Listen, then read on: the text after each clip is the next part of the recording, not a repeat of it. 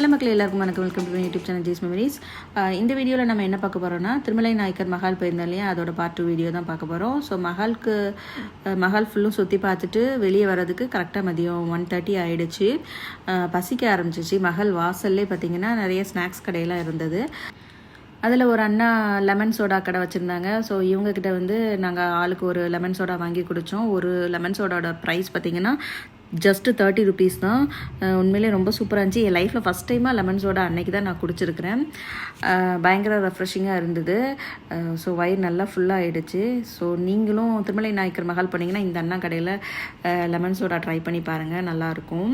என்ட்ரன்ஸ்லேயே தான் இருக்குது இவங்களோட கடை. தென் நாங்கள் கொஞ்சம் மதுரைக்கு அவுட்டரில் ஒரு ஹோட்டலில் தான் வந்து லஞ்ச் முடித்தோம். லஞ்ச் முடிச்சுட்டு வர்ற வழியில் சாத்தூர் பக்கத்தில் உப்பத்தூர்னு ஒரு ஊர், அந்த ஹைவேஸில் பார்த்தீங்கன்னா உப்பத்தூர் பக்கத்தில் ஸ்ரீகிருஷ்ணா பண்ணைப்பால்னு ஒரு ஷாப் இருக்குது. ஸோ இந்த ஷாப்பில் வந்து கருப்பட்டி காஃபி, அது மசாலா டீ இதெல்லாம் வந்து ரொம்ப ஃபேமஸாக. ஸோ இந்த வழியாக வர்ற கார்கள் எல்லாமே இந்த வழியாக வர்ற ட்ராவலர்ஸ் எல்லாமே இங்கே நிறுத்தி ஒரு காஃபி டீ ஸ்நாக்ஸ் எல்லாம் சாப்பிட்டுட்டு தான் போகிறாங்க. அதே மாதிரி பக்கத்து டிஸ்ட்ரிக்ஸில் வந்து என்னென்ன ஸ்நாக்ஸ்லாம் வந்து ஃபேமஸாக இருக்குதோ அது எல்லாமே இந்த ஷாப்பில் வந்து வச்சுருக்குறாங்க. நம்ம திருநெல்வேலி அல்வாலேருந்து அதுக்கப்புறம் ஸ்ரீவில்லிபுத்தூர் பால்கோவா, கோயில்பட்டி கடலை மிட்டாய், காரச்சேவு, அதுக்கப்புறம் மணப்பாறை முறுக்குன்னு சொல்லிட்டு எல்லா பக்கத்தில் இருக்கிற எல்லா டிஸ்ட்ரிக்ஸோட ஸ்நாக்ஸுமே இங்கே வந்து அவைலபிளாக இருக்குது.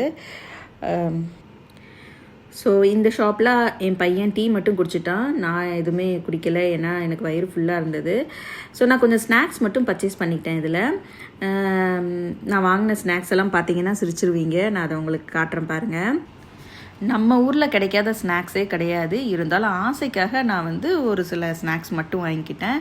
அதில் ஃபஸ்ட்டு இருக்கிறது என்னென்னு பார்த்தீங்கன்னா, அந்த மடக்கு பனியன்னு சொல்லுவாங்க இல்லையா, அதாவது திருநெல்வேலி மேலப்பாளையத்தில் இந்த மடக்கு பனியம் வந்து ரொம்ப ஃபேமஸ். அங்கே உள்ளது ரொம்ப டேஸ்ட்டாக இருக்கும். ஸோ அதை மாதிரி இருக்கும்னு நினச்சி வாங்கினேன்.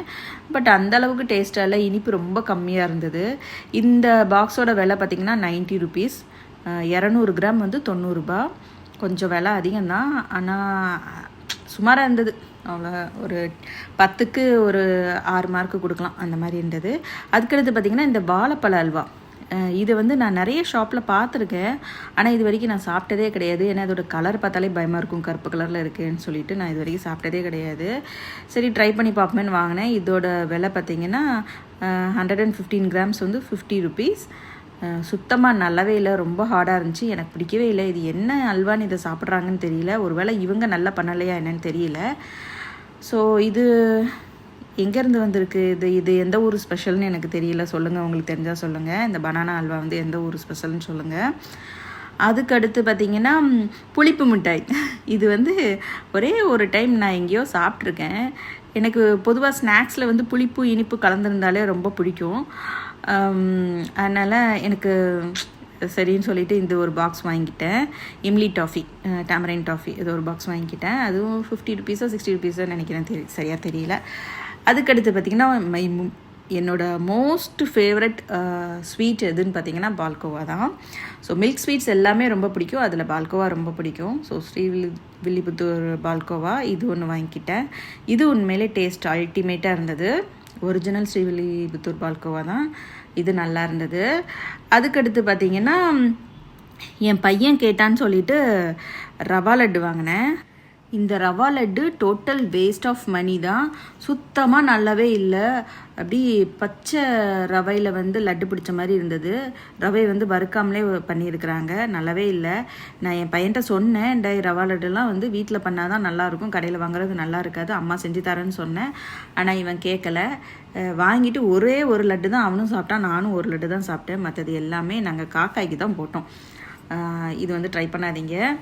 அப்புறம் மதுரையில் ஒரு ஸ்ட்ரீட் வெண்டர் அக்கா கிட்ட நான் வந்து கொஞ்சம் கலாக்காய் வாங்கியிருந்தேன். அதை நான் வீடியோ எடுக்க மறந்துட்டேன். ஸோ வீட்டில் வந்து இதை உங்களுக்கு காமிக்கிறேன்.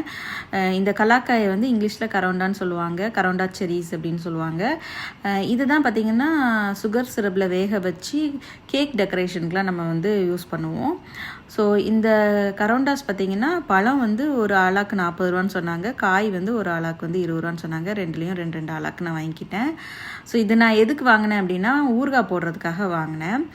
இது வந்து காயாக இருந்தாலும் சரி பழமாக இருந்தாலும் சரி இந்த கலாக்காய் வந்து பயங்கரமாக புளிக்கும். இந்த பார்த்திங்களா இதுதான் கேண்டிட் கரோண்டா, நம்ம கடையிலலாம் வச்சு விற்பாங்க பாருங்கள், சுகர் சிரப்பில் வேக வச்சு. ஸோ அதுதான் இது. இந்த காயை தான் வந்து அப்படி கேண்டிட் பண்ணி வச்சுருக்குறாங்க. இப்போ வர ஃப்ரெஷ் க்ரீம் கேக்ஸ்லலாம் ஒரிஜினல் செரீஸை வந்து கேண்டு ஒரிஜினல் செரீஸ் தான் யூஸ் பண்ணுறோம். பட் முன்னாடிலாம் வந்து சாதாரண கேக்லலாம் இந்த கராண்டாஸ் தான், நம்ம கேண்டிட் கராண்டாஸ் தான் யூஸ் பண்ணிகிட்டு இருந்தோம்.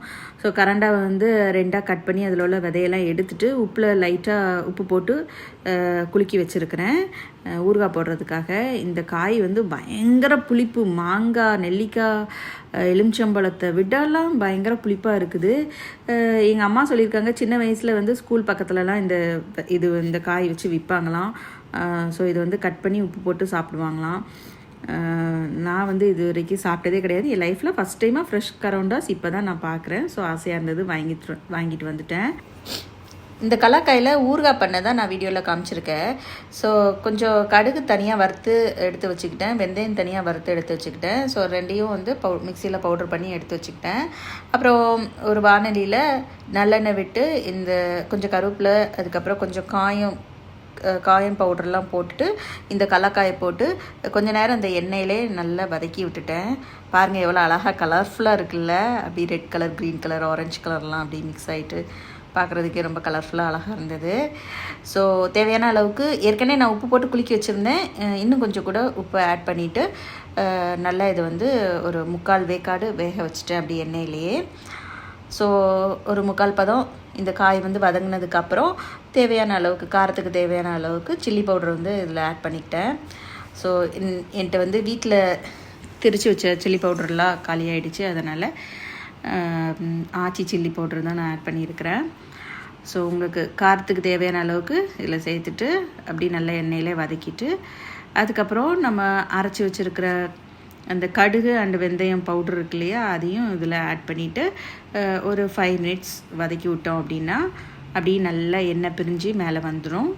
நம்மளோட ஊறுகாய் வந்து, அதாவது கலாக்காய் ஊறுகாய் வந்து ரெடி ஆயிரும். இந்த கலாக்காயை 2-3 நாள் உப்பில் ஊற வைக்கணுங்கிற அவசியம்லாம் கிடையாது. இன்ஸ்டண்ட்டாகவே இதில் ஊறுகாய் போட்டுடலாம். ஏன்னா இந்த காய் பார்த்திங்கன்னா எண்ணெயில் வேகும்போது ரொம்பவே சீக்கிரமாக வெந்து சாஃப்டாயிரும். ஊறுகாய் வந்து குயிக்காக ரெடி ஆகிடும். அதுக்கப்புறம் புளிப்பு இந்த காயில் ரொம்ப அதிகமாக இருக்கிறதுனால உப்பு கொஞ்சம் தூக்கலாகவே போட்டு இந்த ஊறுகாய் செஞ்சு பாருங்கள்.